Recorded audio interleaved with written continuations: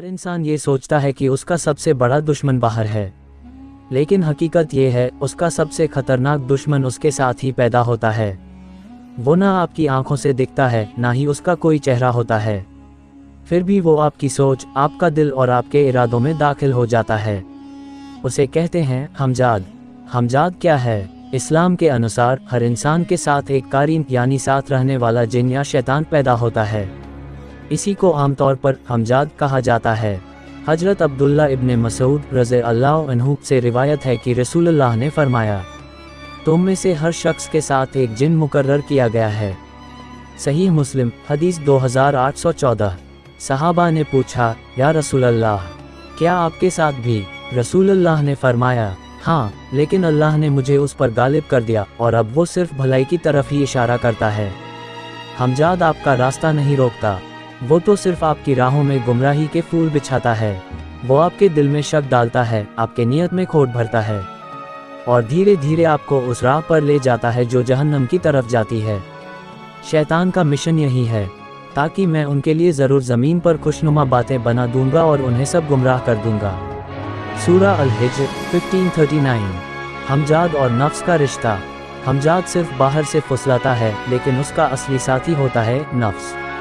अगर नफ्स कमज़ोर हो तो हमजाद उसे अपना खिलौना बना लेता है। इसीलिए अल्लाह ने फरमाया, नफ्स तो हमेशा बुराई का हुक्म देता है, सिवाय उस नफ्स के जिस पर अल्लाह रहम करे। सूरा यूसुफ 1253। हमजाद और नफ्स मिलकर इंसान को गुनाह की दलदल में धकेलते हैं, लेकिन जो अपने रब से जुड़ा रहता है वो बच जाता है। हमजाद का वार बहुत महीन होता है। वो नमाज में शक डालता है, क्या वुज़ू ठीक था? तिलावत के वक्त ध्यान भटकाता है, तौबा के बाद कहता है तू फिर वही करेगा। नेक काम के बाद घमंड भर देता है। ये सब कुछ चुपचाप अंदर ही अंदर होता है। आपको लगता है ये आपकी सोच है, लेकिन ये दरअसल वो है। शैतान उनके दिलों में वसवसे डालता है। सूरा नास। हमजाद से बचना नामुमकिन नहीं। इस्लाम ने हमें हर हथियार दिया है। रसूलुल्लाह ने फरमाया, आयत उल कुर्सी पढ़ो, शैतान दूर भागेगा। हर काम की शुरुआत बिस्मिल्लाह से करो। फज्र की नमाज पढ़ो, ये दिन की हिफाजत है। सूरह नास और सूरह फलक रात को और सुबह पढ़ो। जो इंसान इन चीज़ों को अपनी ज़िंदगी का हिस्सा बना लेता है, वो हमजाद को कैद कर देता है। रसूलुल्लाह ने कहा, मेरा हमजाद मुसलमान हो गया है और अब वह मुझे सिर्फ नेकी की तरफ बुलाता है। सही मुस्लिम।